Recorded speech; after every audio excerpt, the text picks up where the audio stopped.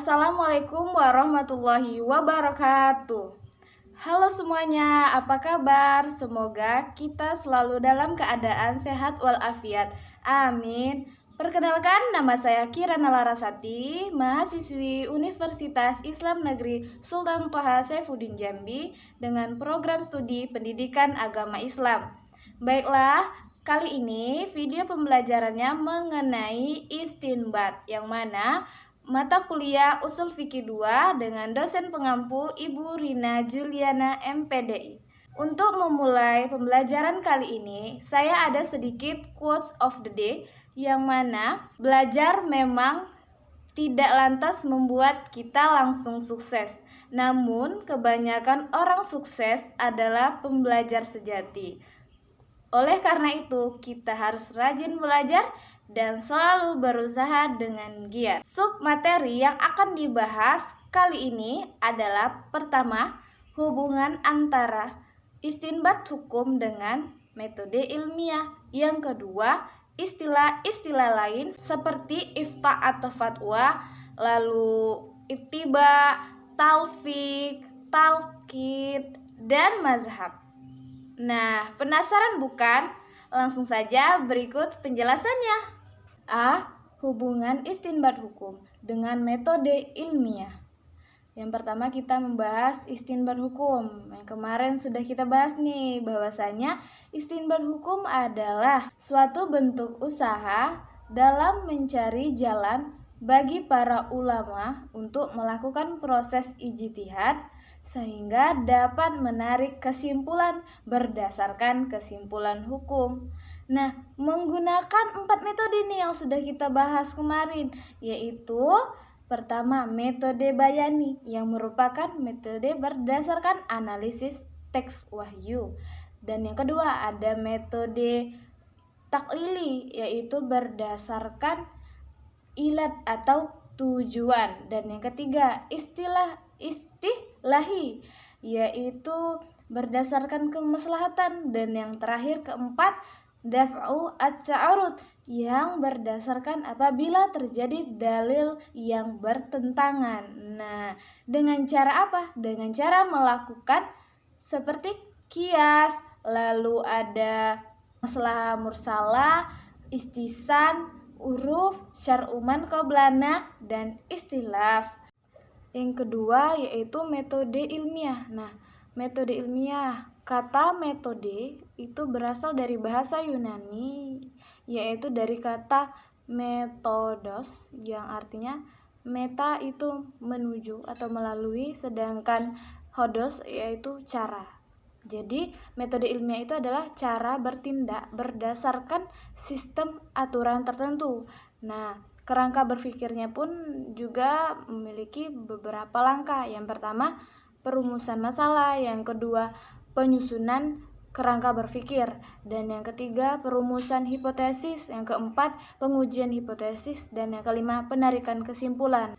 Nah, metode ilmiah ini juga berhubungan dengan 3 aspek. Yang pertama, aspek ontologi, yang kedua, aspek epistemologi, dan yang ketiga, aspek aksiologi, yang mana sudah dipaparkan di atas, yang mana dapat disimpulkan bahwasannya kalau aspek ontologi yaitu aspek yang membahas tentang keberadaan, lalu ada aspek epistemologi yaitu membahas tentang pengetahuan, dan aspek aksiologi membahas tentang nilai.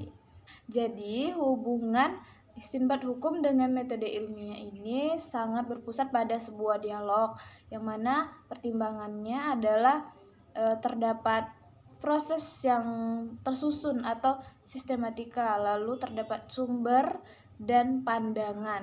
Nah, dalam hal ini istinbat hukum dan metode ilmiah bisa didialogiskan, saling mendukung satu sama lain.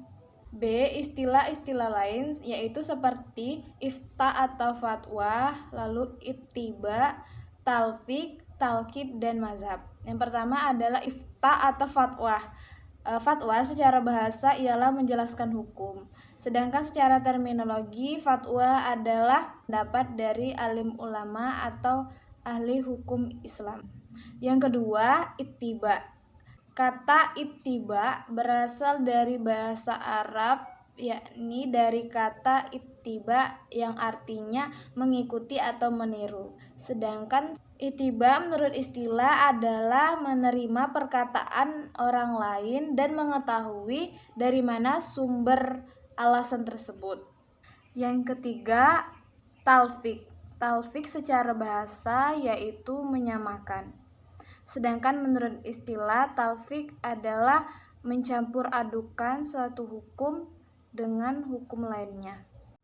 Yang keempat, talqit.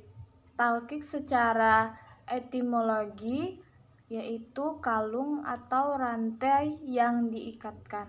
Sedangkan secara istilah, talqit adalah mengikuti atau menerima pendapat orang lain sedangkan tidak mengetahui dasar pengambilan hukum.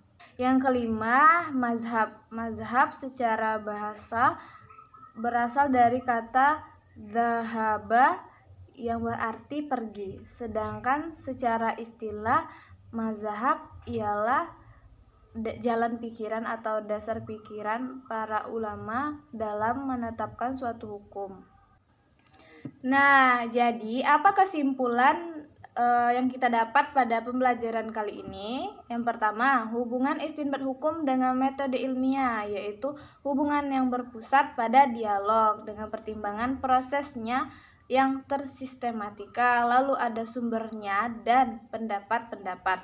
Yang kedua, istilah-istilah lain tadi ada kita bahas, yang mana ifta atau fatwa itu menjelaskan hukum berdasarkan dalil-dalil syariah. Yang kedua tadi ada ittiba. Ittiba itu suatu upaya yang optimal untuk menganut dan meniru suri tauladan Rasulullah dalam agama.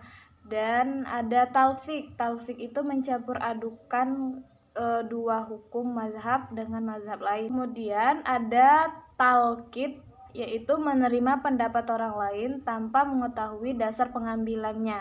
Dan yang terakhir adalah mazhab. Mazhab ialah pendapat atau jalan pikir para ulama dalam menentukan dan menetapkan suatu hukum dari suatu peristiwa. Itulah penjelasan tentang materi istinbat mengenai hubungan antara istinbat hukum dengan metode ilmiah serta istilah-istilah lain.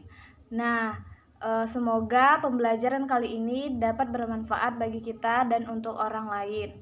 Maaf juga jika terdapat kesalahan ataupun kekhilafan.